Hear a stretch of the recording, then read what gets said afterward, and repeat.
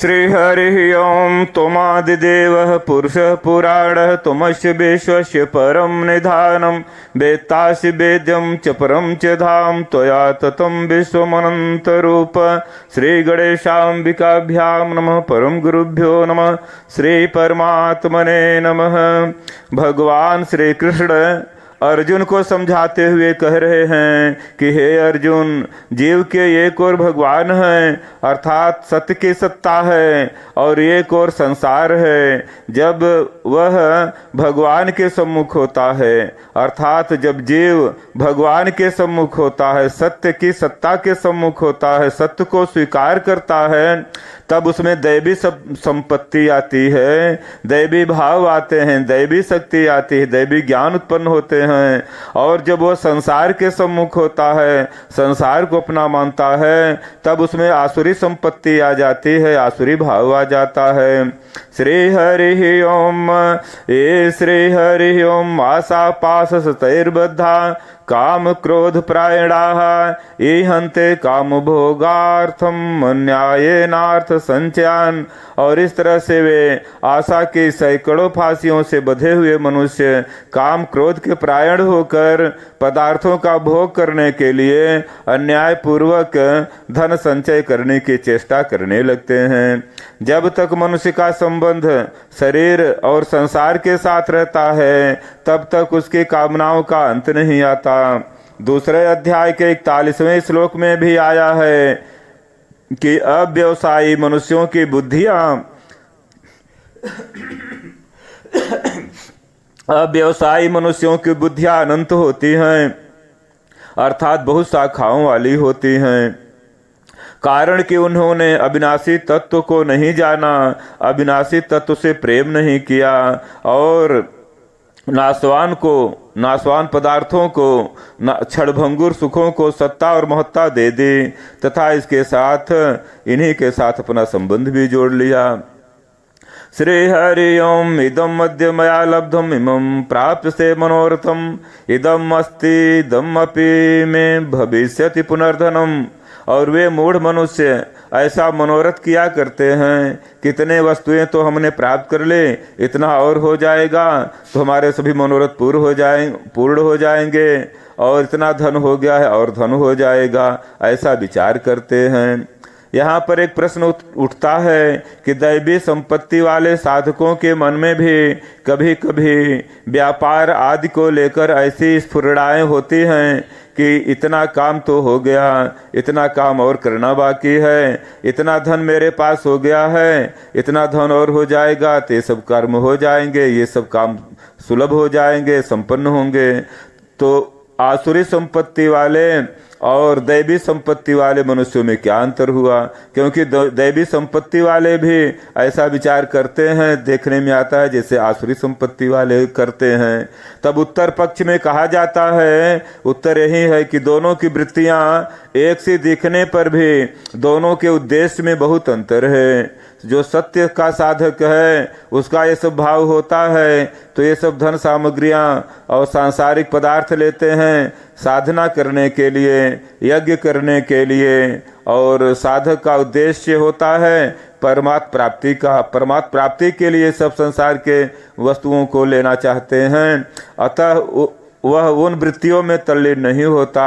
परंतु आसुरी स्वभाव वालों का उद्देश्य धन का संग्रह करने तथा भोग करने का होता है, अतः उन वृत्तियों में लीन हो जाते हैं। यहाँ वृत्तियों में लीन होने की बात आती है। उद्देश्य जब परमात्मा का रहेगा, तीन वस्तुओं में आसक्ति नहीं होगी, संसार में या संसार के वस्तुओं में आसक्ति नहीं होगी। और जब भगवान का उद्देश्य नहीं रहेगा, भगवान को प्राप्ति करने का भाव नहीं आएगा, तो संसार में आसक्ति हो जाएगी। ओम श्री हरिम सौमया हत सतुर हन्य से चापरानपे एकसरो ईश्वरो अहम भोगी सिद्धंतो हम बलवान सुखी। मूढ़ मनुष्य कहते हैं कि उस शत्रु को तो मैंने जीत लिया और दूसरों को भी जीत लेंगे, हम सर्वसमर्थ हैं, हम भोग करने वाले हैं, भोग भोगने वाले हैं, हम सिद्ध हैं, हम बड़े हैं, बलवान हैं और सुखी हैं, ऐसा अहंकार उनके अंदर आ जाता है तो संसार इस तरह से दिखाई देने लगता है। श्री हरिओम आढ़्यो भी जनवानस्मि कौन्योस्ति सदृशो मया यक्षे दास्याम्योद्देश्य इत्य ज्ञान विमोहिताः। वे कहते हैं कि हम धनवान हैं, बहुत से मनुष्य हमारे पास हो चुके हैं, हमारा अनुकरण कर रहे हैं, हमारे समान दूसरा कौन है, हम खूब यज्ञ करेंगे, दान देंगे, मौज करेंगे, मस्ती उड़ाएंगे, इस तरह से अज्ञान से मोहित रहते हैं। श्री हरिओम अनेक चित्त विभ्रांता मोह जाल समावृता प्रसक्ता काम भोगेशु पतंति नरके असुचौ। ऐसी कामना के कारण तरह तरह से भ्रमित चित्त वाले मूढ़ मनुष्य मोह जाल में अच्छी तरह से फंस जाते हैं तथा पदार्थों और भोगों में अत्यंत आसक्त रहने वाले मनुष्य भयंकर नरकों में चले जाते हैं। श्री हरि ओम आत्म संभाविता स्तब्धा धन मान मदान्विता यजन्ते नाम यज्ञस्ते दंभे ना विधि पूर्वकम। अपने को सबसे अधिक पूज्य मानने वाले, अकड़ ऐठ रखने वाले तथा धन और मान में के मद में चूर रहने वाले ऐसे मनुष्य दंभ से अविधि पूर्वक नाम मात्र के यज्ञों से यजन करते हैं। उनमें दंभ रहता है, अभिमान रहता है, घमंड रहता है। ऐसे भाव से जो करते हैं उन्हीं को आसुर स्वभाव कहा जाता है। ऊंचे लोकों की अथवा निम्न लोकों की प्राप्ति अर्थात स्वर्गलोक की या नरक लोक की प्राप्ति होने में क्रिया और पदार्थ कारण नहीं है, कारण होते हैं भीतर का भाव। भीतर का भाव जैसा होता है वैसे ही क्रिया होती है और जैसे ही क्रिया होती है वैसा फल निश्चित होता है और उसी के अनुसार गति होती है। इसलिए भगवान ने आसुर मनुष्यों के भावों का वर्णन किया है कि जो आसुर स्वभाव के होते हैं वे निम्न लोकों में जाते हैं, अधम गति को जाते हैं, और क्योंकि उनका भाव बुरा होता है, स्वार्थी होते हैं। स्वार्थ में जो भाव होता है उसको स्वार्थी भाव को निम्न भाव कहा गया है और परमार्थी भाव को उच्च भाव समझना चाहिए। और जिसका भाव शुद्ध है, पवित्र है, जन कल्याण के लिए है, तब वह उच्च लोकों को प्राप्त होता है। आसुर स्वभाव वाले मनुष्य दूसरों से प्रतिस्पर्धा रखते हैं, इसलिए यज्ञ करते हैं कि दूसरों की अपेक्षा हम में कोई कमी न रह जाए, अर्थात कोई हमें यज्ञ करने वालों की अपेक्षा नीचा न मान ले। वे लोगों में केवल अपनी प्रसिद्धि पाने के लिए यज्ञ करते हैं, फल पर विश्वास नहीं रखते। दूसरा व्यक्ति यज्ञ करता है तो वे ऐसा समझते हैं कि वह भी अपनी प्रसिद्धि के लिए ही यज्ञ कर रहा है। ईश्वर और परलोक पर विश्वास न होने के कारण उनकी दृष्टि विधि पर नहीं रहती। विधि का विचार भी वही करते हैं जो ईश्वर और परलोक को मानते हैं कि अमुक कर्म करेंगे तो उसका अमुक फल होगा। इस तरह से भाव के अनुसार ही गति होती है। श्री हरि ओम अहंकार बलम दर्पम कामम क्रोधम च संश्रिताः मामात्म परदेहेषु प्रद्विषन्तो अभ्यसूयकाः। वे अहंकार, हठ, घमंड, कामना और क्रोध का आश्रय लेने वाले मनुष्य अपने और दूसरों के शरीर में रहने वाले परमात्मा के साथ द्वेष करते हैं, अर्थात परमात्मा जो अंदर हृदय में परमात्मा बैठे हैं अंतःकरण में, उनको भी कष्ट देते हैं तथा मेरे और दूसरे गुणों में दोष दृष्टि देखते हैं। यहाँ भगवान कृष्ण अर्जुन को कह रहे हैं कि मेरे माने भगवान के और दूसरे लोगों के अंदर दोष दृष्टि देखते हैं, बुराई देखते हैं, कमी देखते हैं, अपने अंदर अच्छाई देखते हैं। श्री हरि ओम तानहम दृष्ट क्रूरान संसारे सुनराधमान क्षिपाम्यजस्रम अशुभाना सुरेशेव योनिषु। उन द्वेष करने वाले, क्रूर स्वभाव वाले और संसार में जो महान नीच हैं, अपवित्र हैं, ऐसे मनुष्यों को भगवान बारंबार आसुरी योनियों में ही गिराते रहते हैं। श्री हरि ओम आसुरी योनि महापन्ना मूढ़ा जन्मनि जन्मनि माम अप्राप्य कौन्तेय ततो यान्त्यधमाम गतिम। भगवान कह रहे हैं कि हे कुंती नंदन, वे मूढ़ मनुष्य मुझे प्राप्त न करके ही जन्म जन्मांतर में आसुरी योनियों को प्राप्त होते हैं, फिर उससे भी अधिक अधम गति में अर्थात भयंकर नरकों में चले जाते हैं। यहाँ भगवान कह रहे हैं कि जो मनुष्य क्रूर निर्दय होता है, निर्दयी होता है, आसुर स्वभाव के होते हैं, उनमें अपनापन अधिक रहता है, अहंकार अधिक रहता है, अपनापन ही रहता है, उसमें ईश्वरीय भाव नहीं रहता या उनमें दैवी भाव नहीं रहता, तो अपना आपा ज़्यादा बढ़ता है। और जिसमें अपना ईश्वरी भाव आ जाता है तो अपना आपा खत्म हो जाता है, उसमें ईश्वरी आपा आ जाता है। भगवान का क्रूर निर्दय आसुर मनुष्यों में भी अपनापन रहता है। भगवान उनको पराया नहीं समझते, अपना द्वेषी बैरी नहीं समझते, प्रत्युत अपना ही समझते हैं। जैसे ही तैसे अध्यापक विद्यार्थियों पर शासन करके उनको कुछ दंड दे करके पढ़ाने की चेष्टा करते हैं, पढ़ाने के लिए दंड देते हैं जिससे वे विद्वान बन जाएं, उन्नत बन जाएं, ऐसे ही जो मनुष्य भगवान को नहीं मानते, उनका खंडन करते हैं, उनको भी भगवान इसीलिए आसुरी योनियों में गिराते हैं, दंड देते हैं कि इनके पाप धुल जाएं, पाप दूर हो जाएं और ये शुद्ध हो जाएं, निर्मल हो जाएं और ये अपना कल्याण कर सकें। श्री हरि ओम त्रिविधम नरकस्येदं द्वारम नाशनमात्मन कामः क्रोधस्तथा लोभस्तस्मादेतत्त्रयं त्यजेत।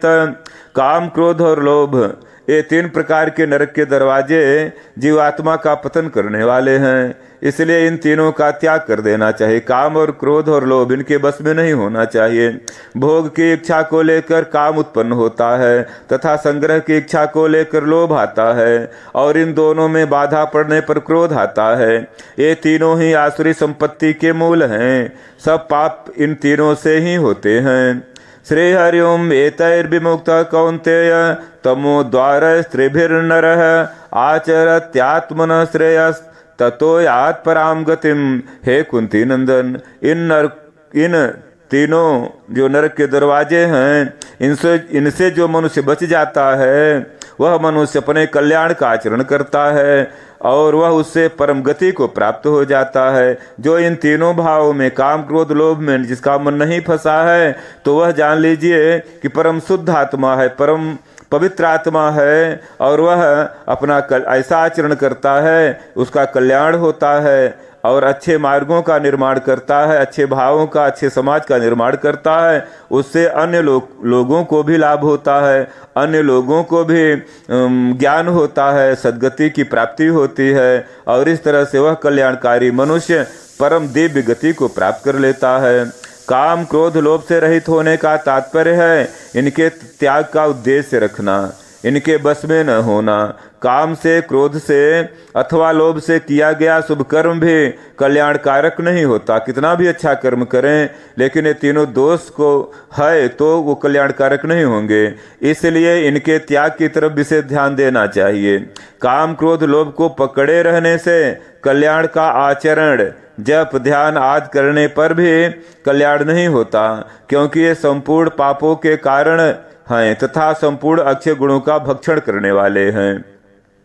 ओम श्री हरि। यहाँ कहने का तात्पर्य है कि अगर काम क्रोध और लोभ मन में है, इसके द्वारा कोई अच्छा कर्म कर रहे हैं, तो वे सब थोड़ा सा सांसारिक दुखदायी फल देकर नष्ट हो जाएंगे, कल्याण की तो बात ही कहाँ है। श्री हरि ओम। यह शास्त्र विधि मुसृज्य वर्तते काम कारतः न स सिद्धिम वापनोते न सुखम न पराम गतिम। भगवान कह रहे हैं कि जो मनुष्य शास्त्र विधि को छोड़कर अपनी इच्छा से मनमाना आचरण करता है, वह न सिद्धि को प्राप्त होता है, न अंतःकरण की शुद्धि को प्राप्त करता है, न सुख को, न शांति को, और न परम गति को ही प्राप्त करता है। ओम श्री हरि ओम। तस्मात् छात्रम प्रमाणम ते कार्याकार व्यवस्थितौ ज्ञात्वा शास्त्र विधानोक्तम कर्म कर्तुम इहार्हसि। भगवान कह रहे हैं, अतः हे अर्जुन, तेरे लिए कर्तव्य अकर्तव्य की व्यवस्था में शास्त्र ही प्रमाण है। ऐसा जानकर तू इस लोक में शास्त्र विधि से नियत कर्तव्य कर्म करने योग्य है, अर्थात तुझे शास्त्र विधि के अनुसार ही कर्तव्य कर्म करना चाहिए।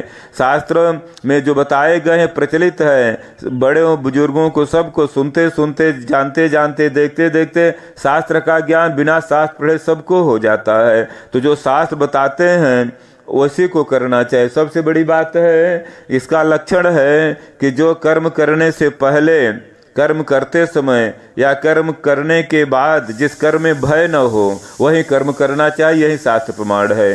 जिस कार्य करने से पहले भय उत्पन्न हो जाए, कार्य करते समय भय लगे या कार्य करने के बाद भय लगे, ऐसा कर्म ही दूषित कर्म होता है। और जिस कर्म को करने से पहले मन प्रसन्न हो जाए, लालसा, अच्छी लालसा बढ़ जाए कि जन का कल्याण होगा, मेरा कल्याण होगा, और कर्म करते समय भी आदमी प्रसन्न रहे, कर्म करने के बाद भी प्रसन्न रहे, ऐसा कर्म शास्त्र प्रमाण से संबंधित कर्म होते हैं।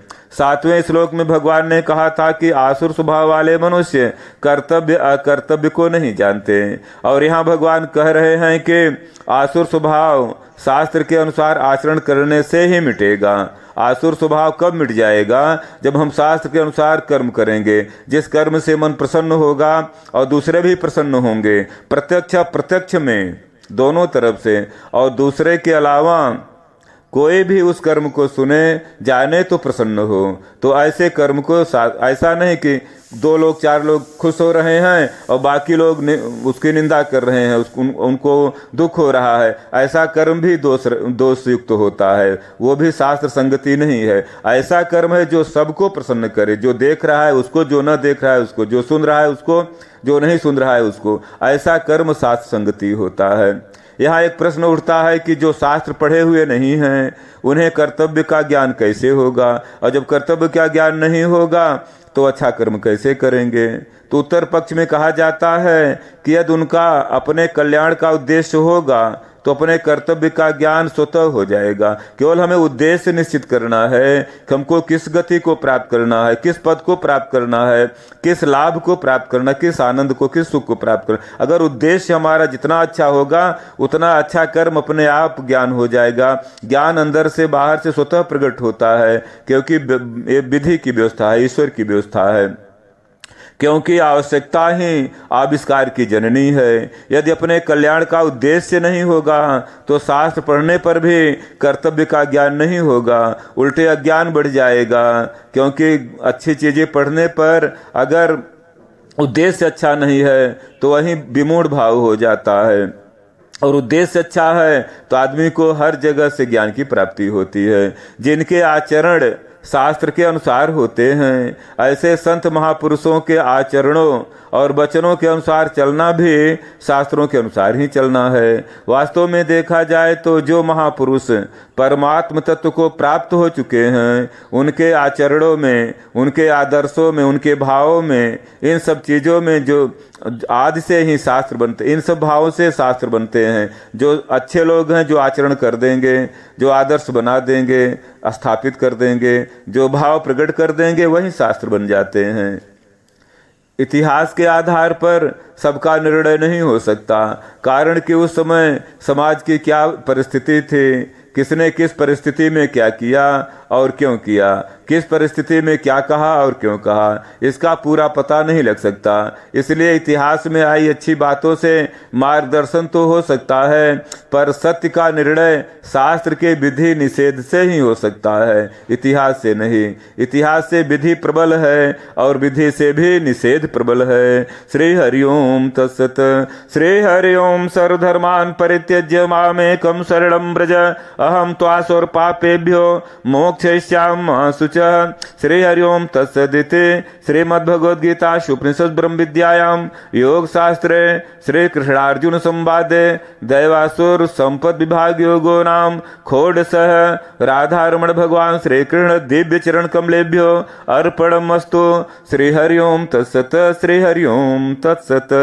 सत्यं शिवं सुंदरम, सत्यं शिवं सुंदरम।